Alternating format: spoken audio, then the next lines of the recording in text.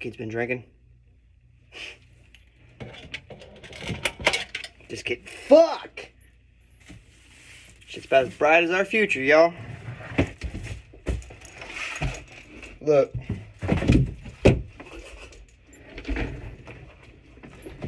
I like to be an ass. I like to joke. Life's too much of a joke to take too seriously anyway. But I like to take time to make sure I articulate the things that I want to be artistic and artfully with in terms of my delivery and the impact that I make. Not just in delivering the message, but making messengers out of who this hits. Because, like, at some point in time, you're going to have to realize that it's not about you.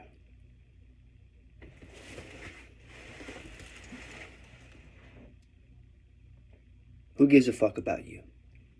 No one. The only thing that matters in this life is what you think about yourself when you're by yourself. That's actually the only form of winning that's really real.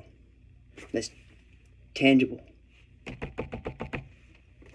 Not in the present, but in presenting to yourself your own credibility.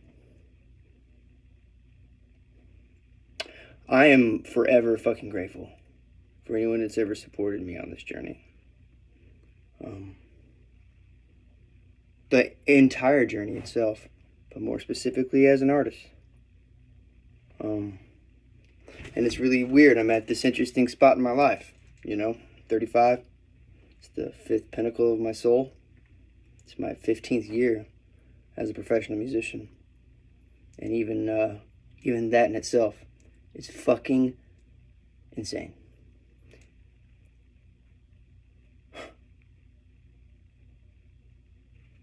But what is really not crazy, but sane as fuck about what has transpired in my life may be delusions to people deluded in themselves by the outside looking in. Meaning they're too busy worried about other people and their own inability to act on the things they want to do and respond to the things that they're afraid of in their way. You're going to be ridiculed and chastised, and you're going to be left out, and you're not going to belong anywhere if you truly seek to do something great. And that doesn't mean you're better. It means you got to bury a motherfucker with work. You got to put so much of yourself into what you're doing that other people just fall by the wayside. They can't fucking imagine trying to keep up with that shit. So they build up a lot of excuses towards it. And that's where the line gets drawn. And I'm sorry to say it, but if you're truly trying to be great, if you're truly trying to accomplish something worthy of being legendary, you gotta be obsessed. If you a fucking pancake flipping motherfucker, you gotta be obsessed with being the best pancake flipping motherfucker that there ever was. I never intended on becoming a producer in the hip-hop community and making that a staple in my life. I just wanted to play drums. I don't know about technology.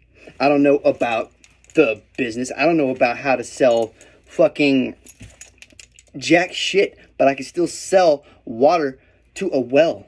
I still know that if you put me on any stage, on any fucking venue, in front of any crowd, you don't have to give me a drum riser or nothing, but I'll beat the fucking shit out of my drum so much, you will have to stop. Because you will never see something like that again, and you'll feel it the second it hits you. That's what it takes. And I'll never forget the first fucking gig I played. I was paid $5 along with the rest of my bandmates, the Skullbangers, Pride of Austin, Texas.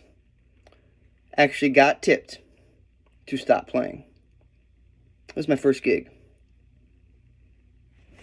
My ego was fragile, sure. But accepting that failure was really tough for me.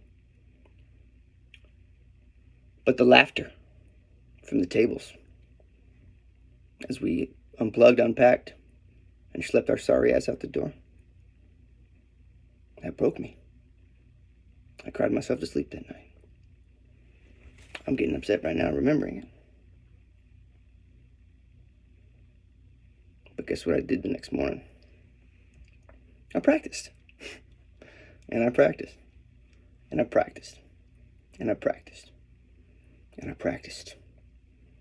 And I practiced. And I practiced. Until I fucking knew no matter what room I walked into, we'll see who's laughing. And that's what it takes. Do you know why people quit?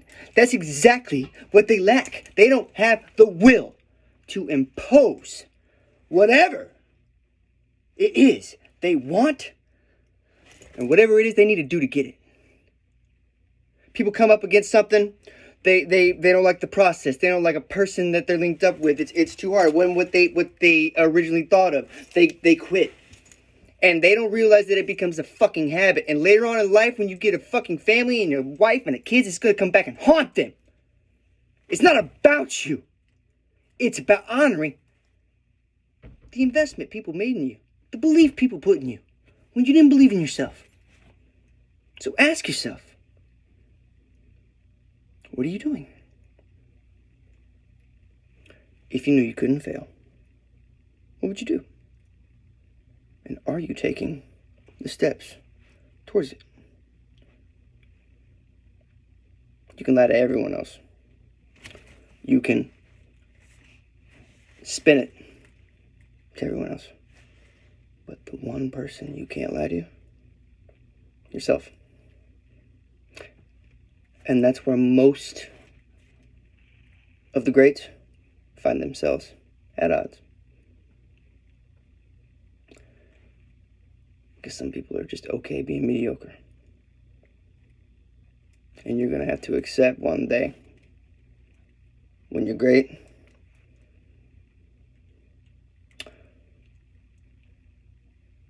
mediocre motherfuckers don't like that. But who gives a fuck? Undercover Prodigy.